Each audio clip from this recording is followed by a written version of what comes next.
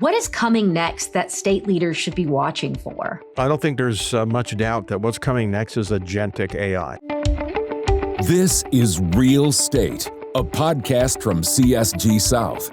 Join us as we talk with policymakers and public leaders shaping state-level decisions across the South and explore how ideas move from policy to real impact.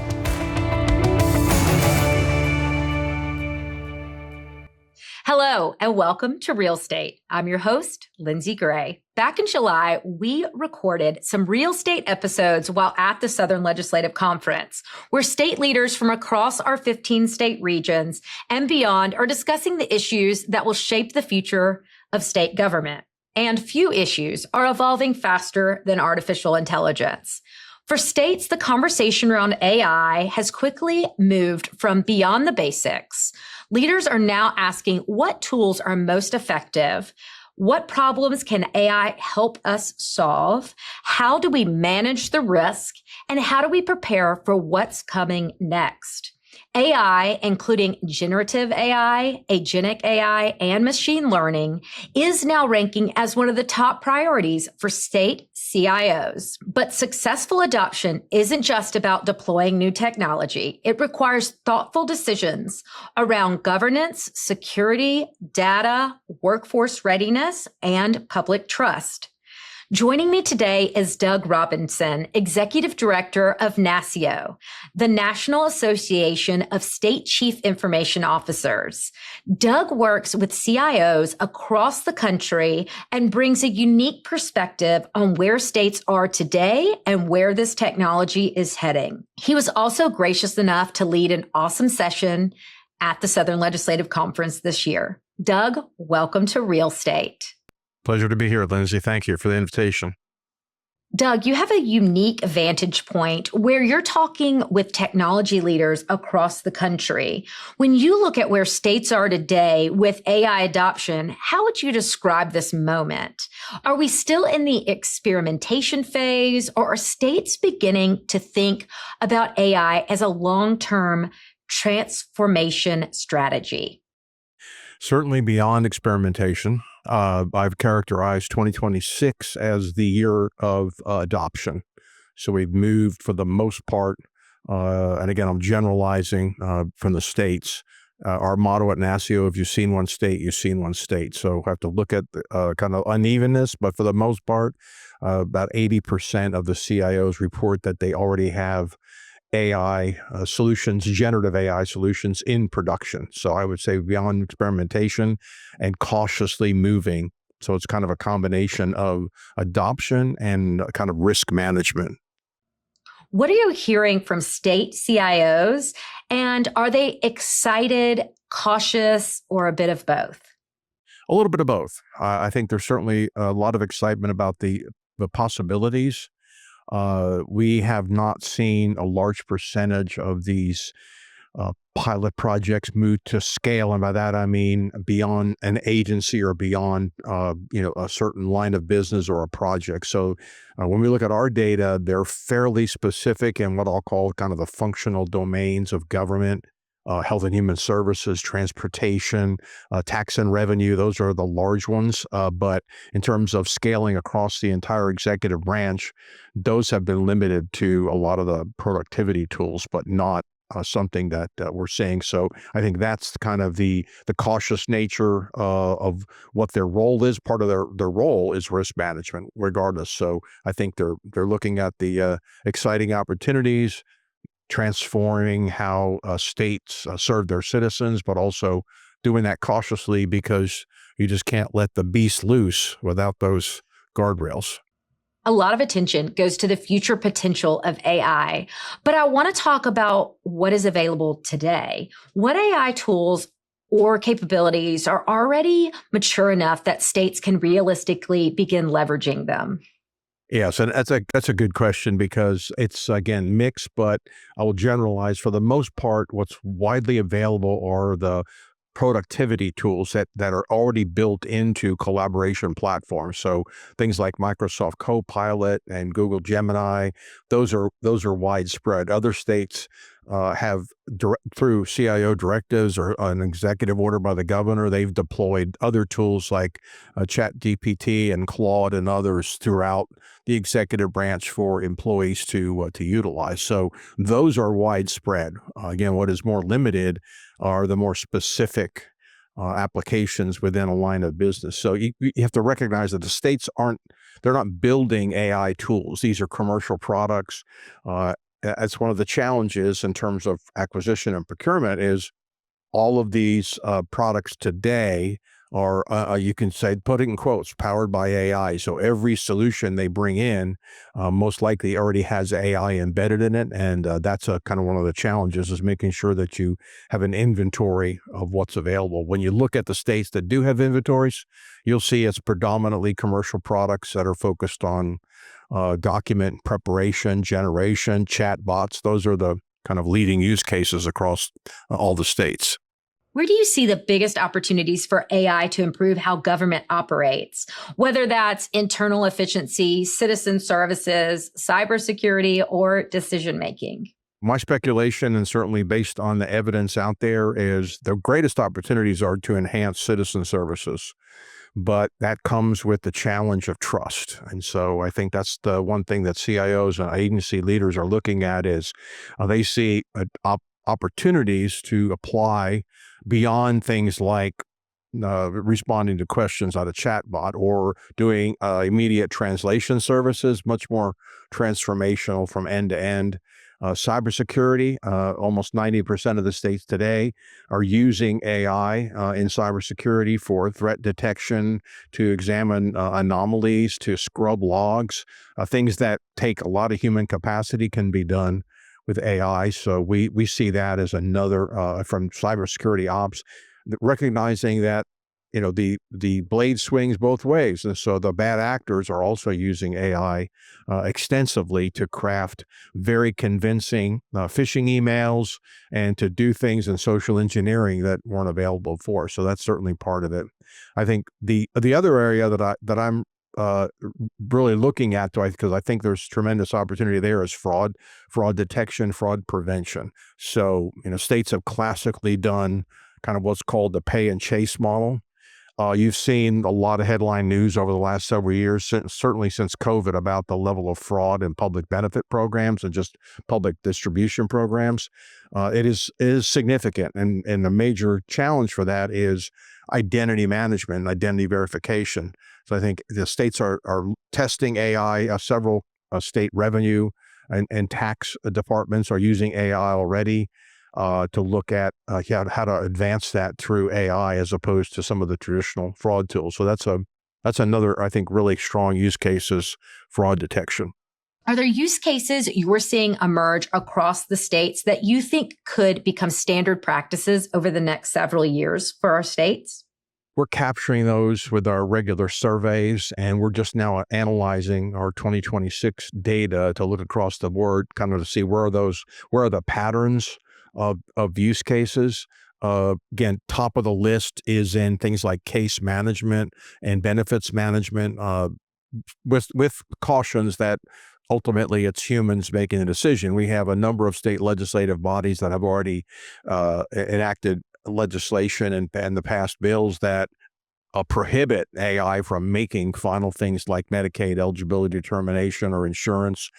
However, those tools can be used to obviously streamline the massive amount of rules and regulations that caseworkers have to absorb. So we've seen good examples of that, good examples in helping citizens navigate complex bureaucratic structures because they don't understand, the rules of the road. And so a lot of those business rules can be embedded in AI. Some very fascinating things in natural resources, some very discrete kind of use cases. Things like predicting the ovulation cycles of striped bass. We got that one. I thought that was very interesting. So a lot of things. California has embarked on a fairly significant effort to look at things like accidents and to use data, historical data that, again, and previously this wasn't possible with the capabilities and the compute powers to look at 10 years of historical accident data and make some type of revelations around the causal factors of that. So that's what they are doing. They have two major initiatives around vehicular and pedestrian accidents, and they are embarked on that, where they are looking at terabytes and terabytes of data that has been kind of put together for AI analysis. So a lot of good things in those. And which I think if you look at and just think about what are the major the functions of state government and the major large agencies, that's where you're going to find a lot of activity because they're trying to reduce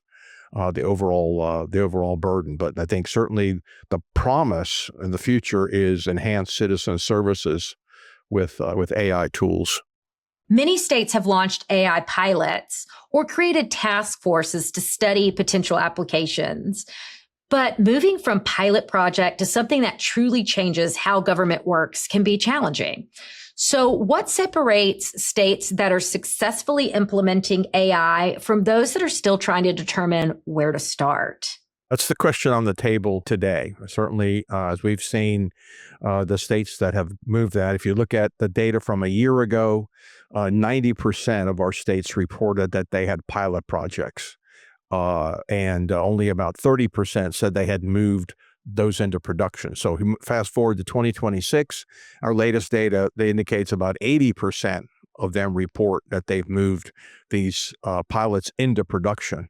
Now, some of them will not succeed. They will find issues with those, but for the most part, they're reporting that, I think, strong governance, strong oversight, strong measurable impact. And so, basically measuring along the way to see how these things are operating because they advance and evolve so quickly. You have new models that come out all the time, and those new models obviously can impact the direction of the project. So they're looking to stabilize those. Governance is a big part of that.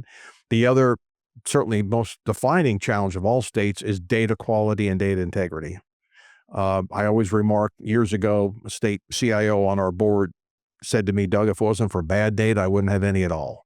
And so that's one of the challenges is how do you make sure that you are ingesting high quality, reliable data into your models that you're using to make those decisions. And I think the third thing, which is a touchstone for all of this, is workforce readiness.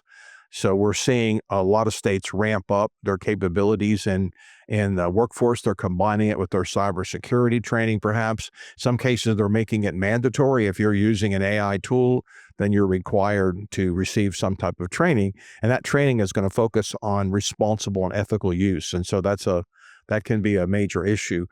There will be missteps. I am confident that something will happen and states will learn from that. But right now, they're moving ahead, but they're being cautious. Are there foundational investments, whether that's cloud modernization, workforce training, or governance, that states need before they can fully take advantage of AI? Yeah, well, I've mentioned governance is certainly at the top of the list, which is the shared kind of decision model. In my area, certainly a focus is only the executive branch. So you have to have stakeholder engagement. I think you bringing in outside experts. As you have many states they're not only bringing in industry, but they're bringing in the university. They've coupled their projects with university efforts. Mississippi is a good example of that. They have a project called MAIN, which is the Mississippi AI Network, and it's a combination of state government and the private sector and industry and higher education that are involved in that. I think that's kind of a good collaborative model to look at. Other states have done very similar. So that's the challenge is how to kind of navigate all of that. Procurement is another piece. So the acquisition cycle is another kind of foundational aspect you have to get right. And that comes with some challenges because states today don't have that maturity in how to require things like disclosure from all their vendors during a solicitation. So they're going to have to kind of work through all of that because there's tremendous liability if they don't. Workforce readiness, as I've already mentioned it a couple of times, is another one of those foundational pieces when you look at some of the challenges. Not I think a couple of policy areas that have not been given enough exposure. One is things like public records laws, right? So how do you make sure that you're aligned when you're using these tools to the existing open records laws that are in the state? And for almost every state, it's very similar. A record is a record, regardless of physical form or characteristics. So for the states, AI prompts and AI results used by state agencies are part of the official public record, but the majority of the states today are not handling it in that way. So they're going to have to advance the maturity of that. Not surprisingly, technology is always way out in front of the policy framework and in the policy foundations in most states. So they always have to speed those up and move quickly. So let's stick with the governance theme. NASCIO has highlighted AI governance as a major priority. So this technology touches every agency, every part of government. So given that, from your perspective, what does a strong governance model for state governments look like?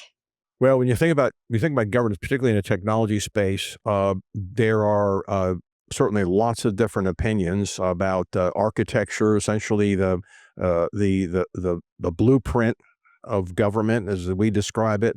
And so you have to be able to have a venue, a policy process, a collaborative model to have those shared decision rights. And if you look at the state today, overwhelming majority of them, there is a directive, some type of coming from the executive branch and from the state CIO, which outlines what is their AI framework, what is the responsible use, what are the ethical guidelines, what are the guardrails that you have to adhere to. A simple example would be employees are not permitted to use personally identifiable citizen information, right, when they're using these tools. They can't train the models using state data. That's kind of a guardrail that's across all states. So they're all very common. They're borrowing from each other and looking at the success. And so, strong governance looks at that collaborative approach and shared decision. It can't be the big hammer type of authority that we've seen, and it can't be the rigid, you cannot use these tools. It has to recognize that these tools are in place. They're now ubiquitously available, and there's got to be a flexibility around those use cases. So it has to be taken seriously. This is a transformational technology in terms of its use, but it can also inherent risks. And so I think that's the role of strong governance, is having those conversations and adopting a rubric that works in that state, depending on their operating model. So when you talk to state leaders, what are the biggest concerns you hear around AI adoption? They don't know what they don't know. And I think that's the major concern is, they expect surprises and they're trying to mitigate those. And so without understanding the complexities, and again, even some of the data scientists and developers don't understand how these models are evolving, and the constant flux in the marketplace, and also the constant changing. There's new models and new capabilities, it seems like, coming out every week. And so it can be very confusing because the states are trying to kind of put a stake in the ground at a point in time, and it's constantly moving, and it creates some friction perhaps in whether they should, because there may be some agency that really wants to move quickly, but there's a level of uncertainty there about what the consequences might be. So they've been very careful to test things, go to the sandbox, reevaluate, and I think that's a big part, is constant and continuous evaluation. And some states, CIOs report to me that they're not doing that very well yet because of the magnitude of that. There's certainly, as you know, Lindsey, a lot of hype around AI, right? It's at it's kind of high hype cycle, but you've got to temper that with the reality of the role of government, and also the fact that look at the latest results from Pew around trust in AI. 70% of those respondents, essentially U.S. citizens, said they don't trust AI. 70%. So they don't trust AI, and yet we have state government agencies and leaderships trying to deploy AI across, all manner of state services, and that creates some challenges and direct conflicts with what citizens want to see. Taking the matter of citizen data protection a step deeper, states have a responsibility to protect citizens' information and maintain trust. How should leaders think about privacy, transparency, and ethical use as AI becomes more integrated in state governments? Again, a broad constituency of collaborators internally. So a specific example, we host a community of practice of the state chief privacy officers. We also host the state chief information security officers. Those are typically part of the CIO organization, but not always. And we always recommend that the chief privacy officer be fully engaged in those decisions. In fact, in a couple of states, the CPO is actually leading their AI effort. So we now have over half the states that have a chief AI officer already appointed, and many more that are operating in that role, not with that equivalent title, but they operate in support of that. So we're seeing the growth of another chief position, but we'll tell them that they have to have communications together, and that's a big part of that, to make sure that they are following the appropriate privacy. There's no federal privacy rules. There's no federal privacy legislation. So each state have crafted their own, and some of them are very restrictive in terms of what the states can do. So they have to make sure that they're aligned with that, and that again requires that they understand the magnitude of state data. States have the most amount of personal information about all of us than any other entity, from essentially cradle to grave, right? They issue the birth certificate, so they have all that information. They host the gold standard for our identity, which is the driver's license. And then, of course, they have a whole set of transactions which they're constantly collecting personally identifiable information from citizens, and that has to be protected and certainly firewalled off from a lot of these AI tools. AI obviously is moving very, very fast. So many leaders are just getting their arms around generative AI. Now here comes the agents with more advanced capabilities. What is coming next that state leaders should be watching for? I don't think there's much doubt that what's coming next is agentic AI, as you mentioned. That is from, again, our recent data about the next wave. What's what will be the most impactful emerging technology in the next 3 years? It's 2/3 of our state CIOs said agentic AI. They see that actually as surpassing generative AI because of its capabilities. Its capabilities to actually navigate and make decisions of complex business rules that many citizens, not surprisingly, are confounded by. I call it navigating the pirate map. It's very difficult to understand that. So agentic AI and those agents can actually give them the tools. Again, comes with a lot of inherent risks, a lot of security risks and privacy risks, but they see that as the next capability to use agent technology. They're using it. A number of states are already using agentic AI internally. They're using it to make kind of simple decisions along those complex business rules internally. I see them opening that up to citizens in the near future. So it is not widespread. It is, I think the maturity is uneven, the adoption's uneven, but they see the promise of what that can do. And there's certainly plenty more that generative AI can do when you get down into the large enterprise scale. And by that I mean cross-boundary interoperability across multiple agencies. Right now, that is a fairly low level, and so we're going to see that build up. But I think it's exciting to look at the innovation that you're seeing across the states, and the fact that the legacy modernization topic is always kind of top of the list for states. See, it's just modernization in general. Every state CIO aspires to have a modern environment. These tools can help accelerate that. But again, they're doing it very cautiously, understanding that there are things that will certainly could go wrong and will go wrong at some point in the future. They're trying to mitigate the risk as much as they can and provide guidance through their policy memorandum and their direction. So something that'll solidify over the next several years. Beyond agentic AI, what other emerging tools or capabilities do you see that could be especially valuable for states over the next 5 years? I think we're looking at tools that were originally deployed at a fairly low level during COVID. One is low code, no code development.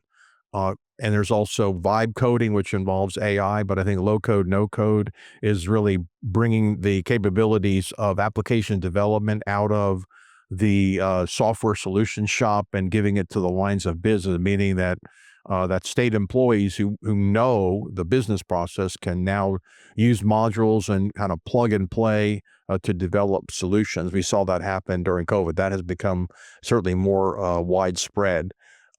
Quantum. Certainly something that states are just now looking at. We have a couple of states that have quantum readiness task forces and are looking at that. The danger with quantum from the state's perspective is the security concerns and the capabilities that bad actors using quantum capabilities can actually bust the encryption levels of many of the encryption tools and the algorithms that states use today to protect their data. So many states are encrypting their data at rest. They're using encryption for transport. Their websites all have capabilities where they're encrypted with tokens, and quantum has certainly the capability in the future to break those encryption and do it in a relatively rapid format, not hundreds of years that we talked about before. So that's one. I think an area that is receiving more attention. It kind of was at the high of the hype cycle and then went down onto the trough for a while is blockchain. And so we have a renewed interest in blockchain in a number of states. Texas has been very aggressive. New blockchain commission, lots of activities with blockchain. But I think the proof is in the pudding to see exactly what the use cases are. They never really materialized except at a fairly nominal level 4 or 5 years ago. So that's another one. I think the one area which I think is really fascinating from a kind of mixed technology, both with data and with AI and with mechanical systems, are drones, unmanned aerial systems. So that is something NASCIO wrote about almost a decade ago. And we've seen that come to fruition. Now there's even more advanced capabilities with that, particularly powered by AI solutions. So we've upped the game a little bit, but every state today, they are using a small unmanned drones to do a lot of work, and they're highly productive. So cost effective. So I think that's another area we're going to continue to look at. And at the Southern Legislative Conference, we have policymakers, legislative staff, and leaders from across our 15-state Southern region. From your perspective, what are Southern states doing well, and where do you see opportunities that exist? Yeah, I think that's an excellent question, Lindsey, because you're looking at kind of where those two intersect. And in my certainly career in technology in the public sector space, I don't think I've seen previously as much activity and interest around a kind of what I would call a technology stack from state legislative bodies and deliberators. 1,500 plus bills introduced in 2026, almost over 1,000 bills introduced in 2025. And so they've certainly kind of latched on with a high degree of interest of what's going on. I think particularly concerned about the private sector use of AI. And that's where the majority of these bills are now focused on that. But there's still a significant amount, several, I think over 300 bills this 2026 session focused on state government use. And so when I look at kind of what they are concerned about, a lot of it has to do with governance. So they're looking at creating or already strengthening task forces and commissions that have been legislatively mandated to look at that. They're concerned about what I would call the inappropriate use of AI by state government. And a lot of those have to do with topics I already mentioned, things like ethical and responsible use, decision-making. Many of them have prohibited, very clearly, they prohibited state agencies from using AI to do things like behavioral health therapy. They don't want chatbot therapists providing citizen services. They don't want AI making determinations on eligibility, things like Medicaid, things like unemployment insurance, things like benefit programs. And so I think that's what the legislators have seen. A lot of states in the South have taken the lead for that. Georgia has a very excellent governance program, and they have some widespread applications. I mentioned what Mississippi is doing. North Carolina also has that. I don't want to single out all these states because we don't rate and rank the states. So I think that's a challenge for me to look at all the great things they're doing. Texas has robust set of policies. They were an early leader in enterprise policies around AI, but I think they're all focused on predominantly the same thing, as making sure they have a strong foundation on the governance side to make those policies. And the legislative body can help by supporting them through the enactments that we've seen, because almost all those states have a number of bills around AI. As we close, I'll end with a question we ask all of our guests. What is the best piece of professional advice you have ever received, and how does it shape the way that you approach leadership today? Well, in my career, I've received a lot of advice. I would say probably the one, a couple things. One is a quote that someone gave me 30 plus years ago. I still have it on a little frame on my desk. The life you lead is the lesson you teach.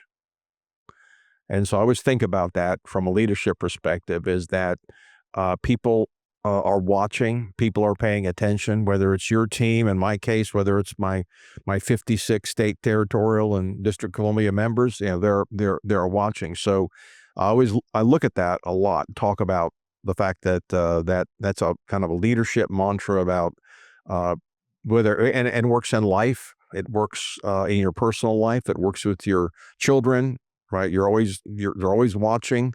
And so I think, being, ethical and have a high degree of integrity. I think the other piece coupled with that is something that I think one of my leaders I worked for some excellent leaders over the years. And I think one of them always said, stay humble, be humble. And I think that's important. And then I try to certainly exercise that as much as I can. I'm not very humble about NASCIO and the great work that we are doing. It's a great association and provide leadership for the states, but be humble about what I'm doing. So that's probably my best advice for people. Doug, thank you for joining us at the Southern Legislative Conference this year and on our Real State episode. We are grateful to have an organization like the National Association of Chief Information Officers that is committed to helping state governments keep up with the ever-changing landscape of technology. Our missions of supporting state governments strongly align, and we deeply appreciate your partnership. Thank you, Lindsey. Pleasure to be here. And to our listeners, thank you for tuning in to Real State. For more conversations like this and more about the work of CSG South, visit csgsouth.org. I'm Lindsey Gray. Let's keep it real. Thank you for joining us today on Real State, where we keep it real about what really matters.